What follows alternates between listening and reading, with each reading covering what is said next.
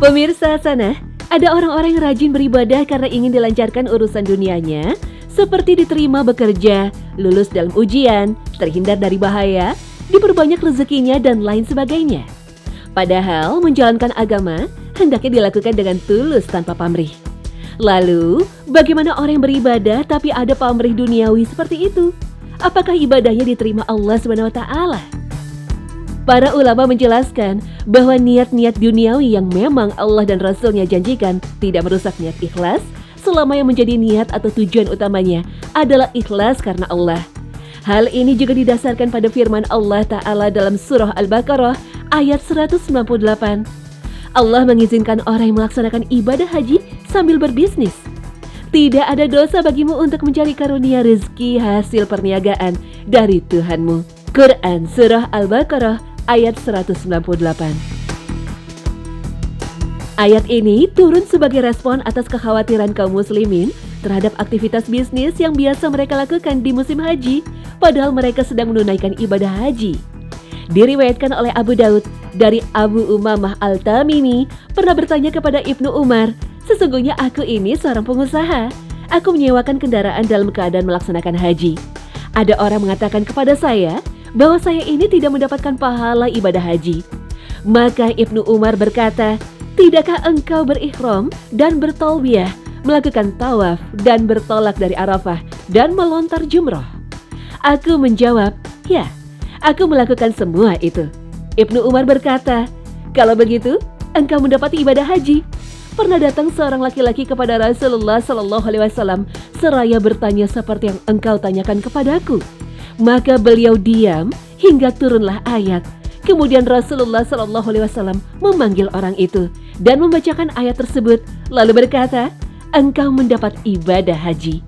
Menafsirkan ayat tersebut, Al-Mar'i menjelaskan, tidak apa dan tidak ada dosa di dalam mencari nafkah pada hari-hari menjalankan haji, asal bukan tujuan pokok, karena mencari nafkah yang halal dengan niat baik, serta memperhatikan bahwa dia itu adalah karunia Allah, juga merupakan ibadah.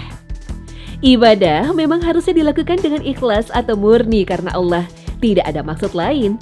Allah Ta'ala berfirman, "Padahal mereka tidak disuruh kecuali supaya menyembah Allah dengan memurnikan ketaatan kepadanya dalam menjalankan agama yang lurus dan supaya mereka mendirikan salat dan menunaikan zakat.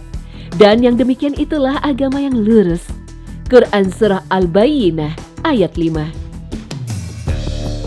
Namun dalam berbagai ayat dan hadis, Allah atau Rasul-Nya juga menjanjikan manfaat-manfaat duniawi yang akan didapat seseorang jika melaksanakan ibadah tertentu.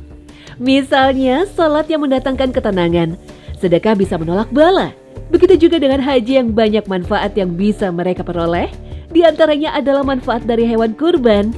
Allah Ta'ala berfirman, supaya mereka menyaksikan berbagai manfaat bagi mereka dan supaya mereka menyebut nama Allah pada hari yang telah ditentukan atas rezeki yang Allah telah berikan kepada mereka berupa binatang ternak. Maka makanlah sebagian daripadanya dan sebagian lagi berikanlah untuk dimakan orang-orang yang sengsara dan fakir. Quran Surah Al-Hajj ayat 28.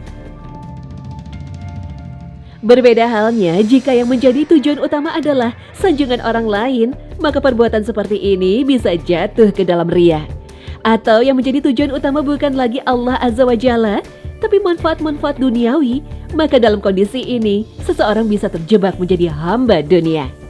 Rasulullah SAW memperingatkan dalam sabdanya, "Celakalah wahai budak dirham, celakalah wahai budak dinar, celakalah wahai budak kotifah, pakaian, celakalah wahai budak khomisoh, pakaian." Hadis riwayat Bukhari. Hadis ini menjadi ancaman bagi orang-orang yang menjadikan kesenangan dunia sebagai ambisi utamanya dan tujuan pertamanya. Mereka disebut sebagai hamba atau budak dinar dan dirham. Dinar dan dirham merupakan simbol uang.